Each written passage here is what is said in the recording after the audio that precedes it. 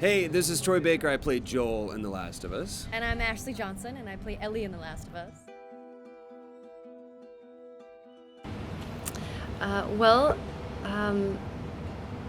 Ellie is definitely not your average 14-year-old girl. Growing up in this post-apocalyptic, post-pandemic world, obviously anybody isn't going to be the regular, normal person in this world. And, I think every day you're waking up with the thought of, I hope I make it through today, I hope I live through today, I just need to survive through the day. And Ellie's very strong, but also at the same time very vulnerable. And I think, having those different layers makes for an interesting and relatable character. What's interesting about Joel, when we first began, we auditioned just like any other actor would.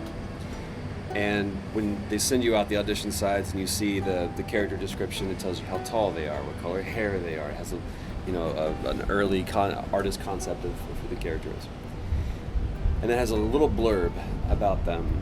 And there was one sentence in that audition side that I saw that really, for me, unlocked everything about Joel. And it's that he had few moral lines left to cross.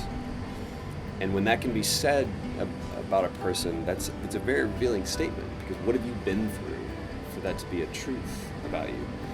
And just as in any relationship with a person, over time you learn more about them, and you can instantly like them or instantly not like them, but over time you learn more about them, and that relationship with that person becomes more intimate. We shot for over 3 years on this thing, and I think we're still learning, even just with this tour, asking other people or hearing other people ask Ashley questions. I learn about Ellie through Ashley, and we're still learning about these characters, and that's what happens when you craft really grounded characters. They're real people. So there's a lot that I know about Joel, and I think there's a lot that people know about Joel who've played the game, but the more you spend time with these characters and the more you spend time with this story, the more you learn about the world and these characters, and that's something that's truly remarkable. If you have two main characters in a movie or a video game or a show, they have to have chemistry, or you don't believe in them. And when we met during the auditions and when we read together, that was there, and I don't really know what that is, but it's just sometimes you connect with someone and sometimes you don't, and we did, thankfully. So, and I think also it helped that, we shot this over the course of 3 years. So our relationship got stronger. We're family at this point now. So I think that really affected the way we played the characters over time. And when we had scenes where he was hurt or something was happening, we felt that way in real life. And I think also the writing. Neil Druckmann's an incredible writer, and I think he writes very natural dialogue. And we would also do rehearsals and talk it out, and if something didn't feel right, we were able to sort of change it or work out something that could work. And I think also from a purely fundamental place, from more of a technical place, as the technology has grown with games, it's great, it's isn't really it? intense. Yeah, as technology with games has grown, the desire for and storytelling has grown.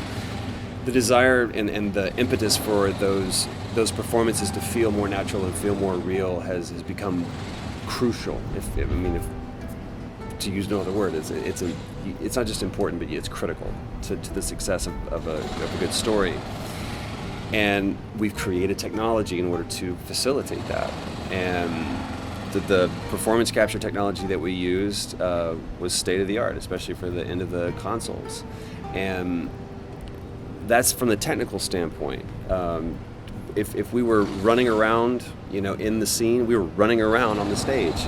It was us, because there's a certain natural energy that comes to when you're actually doing the things that you're pretending to be doing. Yeah.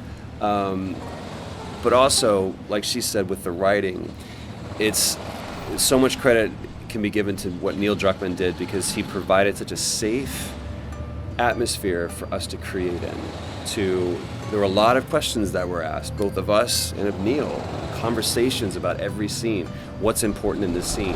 Why this scene now? And what's at stake? What does Joel want? What does Ellie want? What are they thinking?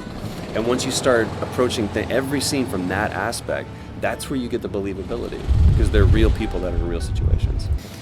What's really funny to look back and think that I think there was more lines that were taken out than were added, because we understood what the intention was, and economy of words is so important in good storytelling, that especially Neil's philosophy is, what's the least amount that I can say, what's the least amount that I can do that conveys the thought or what's at stake in this scene.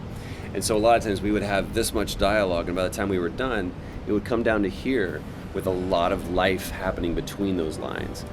I also like the fact that we would sit and watch gameplay play out in front of us. So like when you're in game and Joel and Ellie are having a conversation, we could understand, we could finally see this is the world and this is the distance upon average what they're going to be, and looking at the truck that they're commenting on or whatever. So it was a very different process, even from a technical standpoint, of how we did this. So she and I were just talking to each other as we were watching, just as Ellie and Joel were walking through that world, we were walking through that world with them, commenting on things.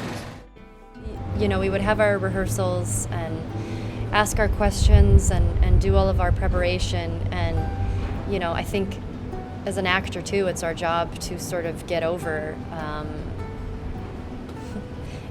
all that. You just have to jump in, and also I think if you're thinking about how kind of stupid you look, right, you're already starting off on the wrong foot, and you have to be able to be okay with failing, or else you're not going to be able to take any risks. And then the risks are what make it exciting, and what can make it real, or just you get over it really fast. You get over sort of. It's funny how quickly it disappears. Yeah. So you don't see it at all. No. They're real people. Yeah. So when you step in that suit and you step into that stage, it's a real world you're in, and it's theater of the mind. So it's we're the kids that played in the sandbox a lot, and so our imaginations are probably one of our biggest strengths. Yeah.